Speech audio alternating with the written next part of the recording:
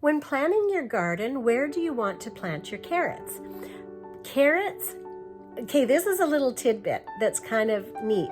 Carrots planted near tomatoes, they will have stunted roots, but they will have exceptional flavor. So if you don't mind the stunted roots and want that exceptional flavor, plant your carrots near your tomatoes.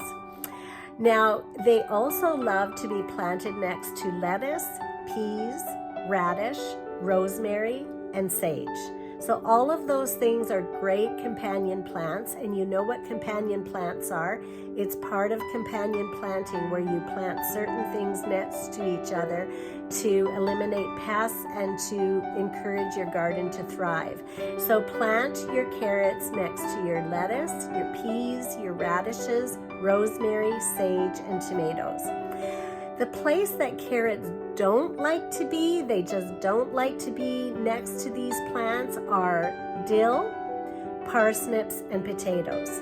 So carrots do not like to be planted next to dill, parsnips, and potatoes. They are not good companions of each other. Companion planting, one of my favorite things, and you have a great day.